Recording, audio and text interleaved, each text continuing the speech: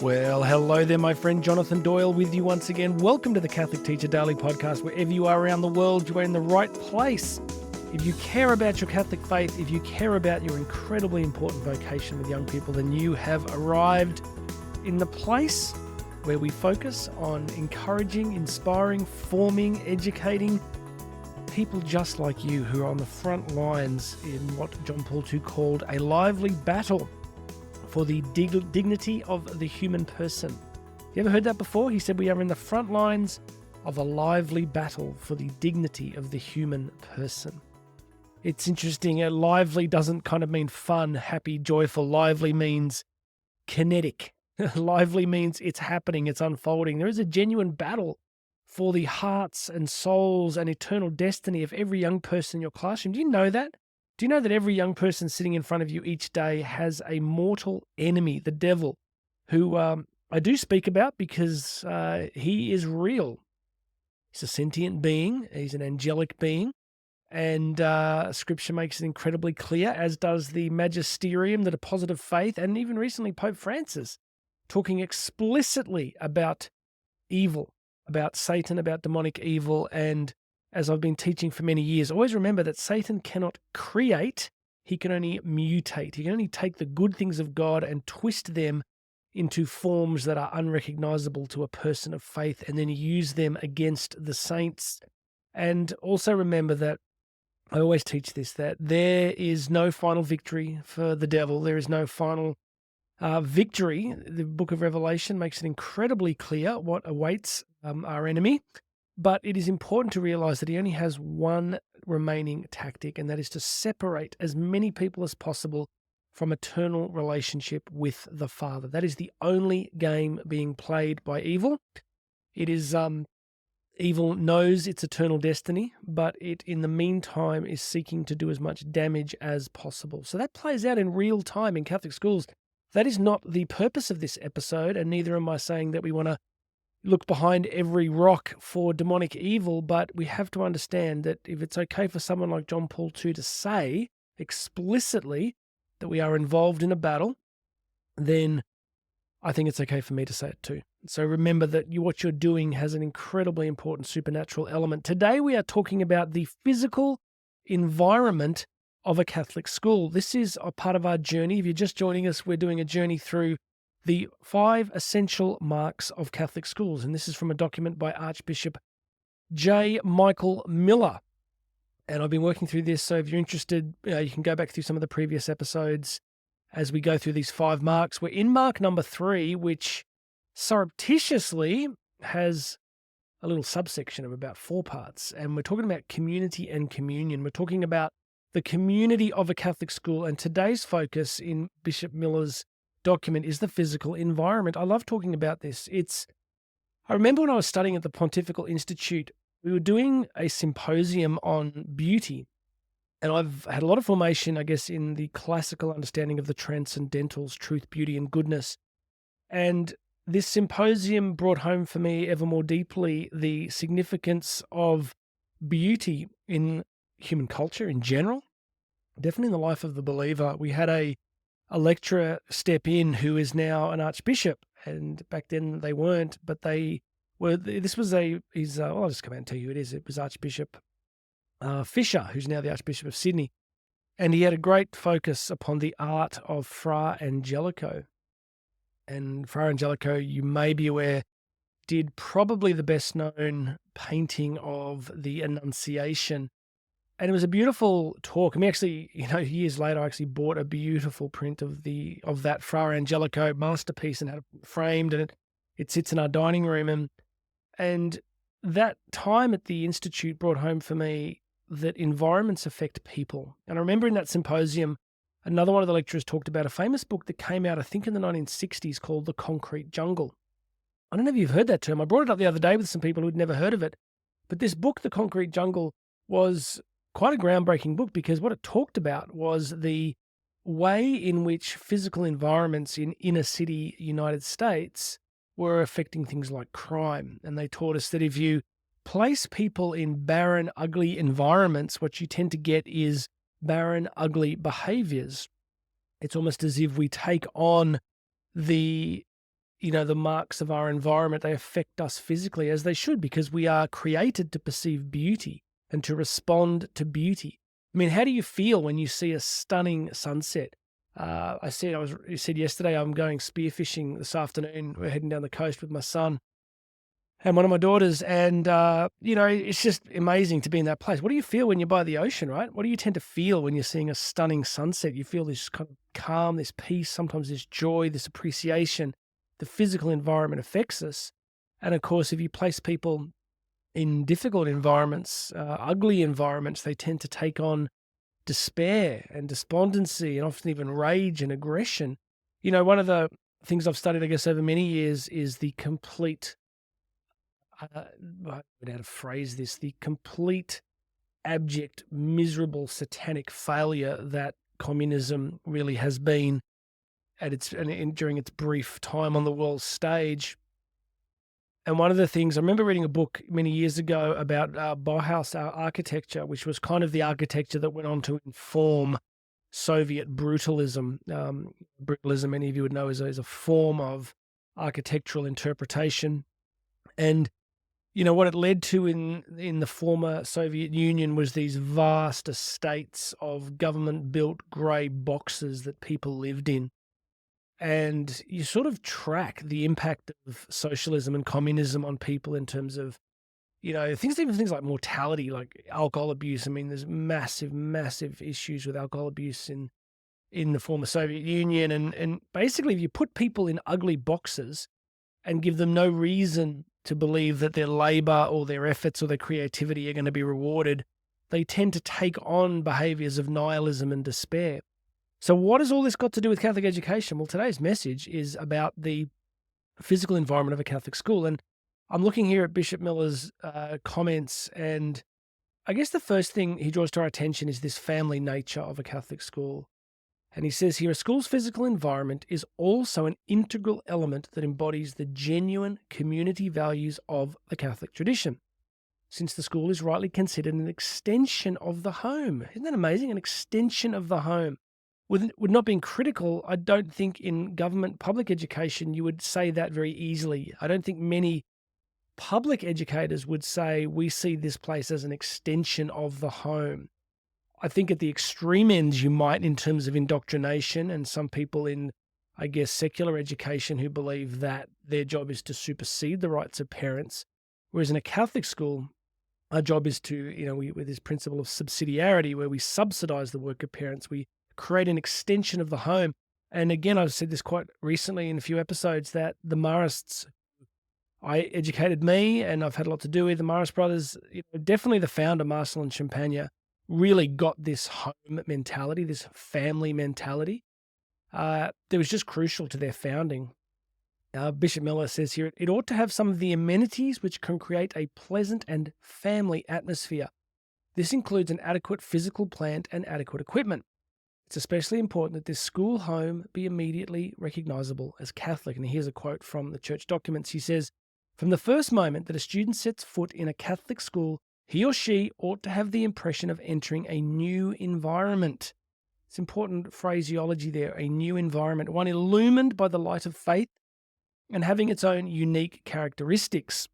So kids should come into our schools sensing that they are in a place different to liquid secular modernity, right? You think of the kind of just the impact of like media and marketing and news media on young people, just this constant barrage of like intensity and distraction. Coming into a Catholic school should be coming into a place of sort of peace and calm and a sense that this place is different. Now, the document here from Bishop Miller goes on to actually talk about something that's so important, the incarnation. Just listen to this little phrase, this little paragraph here. He says, the incarnation, which emphasizes the bodily coming of God's Son into the world, leaves its seal on every aspect of Christian life. The very fact of the incarnation tells us that the created world is the means God chose to communicate his life to us. What is human and visible can bear the divine. Now, I'm going to keep these episodes short, but I could go for hours on this. The incarnation tells us that God chose to enter into bodily reality. into the physical world itself. Now, what is purely holy could not enter into what was utterly depraved, right? Like, I mean, theologians will actually, if you're a serious theologian, you'll see some of the problems in what I just said, but we're not going to go down that rabbit hole per se, because I guess you could make the point that Christ chose to enter into our sinful reality. But the incarnation itself is God teaching us that the physical reality matters. And of course, you go back to Genesis, it talks about, God rested, and then God said that this was not just good, but it was very good, that the physical world really matters, and that the physical world reveals the divine to us. You go to Romans 2, right? And you look at St. Paul going, God's invisible qualities have been made known to us through what has been made. I always remember reading that in Romans 2, that St. Paul was going, he's basically saying the pagans don't have an excuse because, they could see in the physical world that there was something revealing itself through the majesty of creation, but chose to ignore that and create little carved animals instead. So all of this is saying that the physical environment matters, and God can be present through beautiful physical reality. As many of you know, I have a great love for the cathedrals and churches all around the world. I love so many of our beautiful, incredible cathedrals, and these buildings were meant as pieces of communication. If the people that wanted to create cathedrals had simply wanted to create a meeting space, they could have created something much simpler. Obviously, like a barn will do. Just create a huge barn and put some chairs in it. But they didn't. They created these stunning physical spaces that communicated something about the nature of reality, the nature of God. These buildings had a teaching function in themselves. Even the layout of cathedrals, you've got the apse and you've got all the transections, and because a cathedral is laid out like the cross. Have you ever noticed that? I was in St. Mary's Cathedral in Sydney, and even recently I was in Hobart and in the cathedral there, and it's always the same layout. You've got, if you keep it really simple, you've got the big center aisle, and then you've got the high altar, and then you've got the transepts on either side, which are like the arms of Christ stretched out. So the building itself is Christological. So, my friend, beautiful spaces matter. They teach us. And so, the document here from Archbishop Miller talks about that we should have, they should express physically and visibly, this is Catholic schools, the external signs of Catholic culture through images, symbols, icons, other objects of traditional devotion. A chapel, classroom, crucifixes and statues, liturgical celebrations, and other sacramental reminders of Catholic life, including, and I like this part here, including good art that is not explicitly religious in its subject matter. I like that.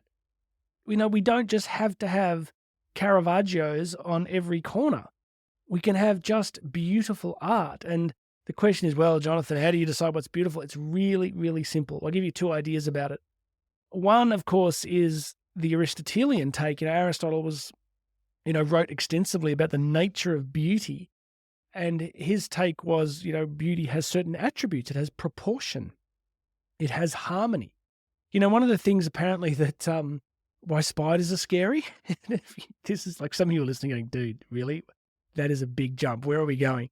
One of the things that freaks people out about spiders is their legs. It's just like not in proportion and harmony, and it freaks people out. I mean, spiders are just hairy and nasty anyway, and I live in Australia, so we've got all of the worst in the world. But one of the things is they're not, you would struggle to say a spider is beautiful. Now, I know some people might find them interesting, and maybe there's some people that work with spiders as a career and they think they're beautiful, but most of us would not think that because they freak us out because they've got all these legs going in different directions and too many legs, and it's like they lack proportion and harmony.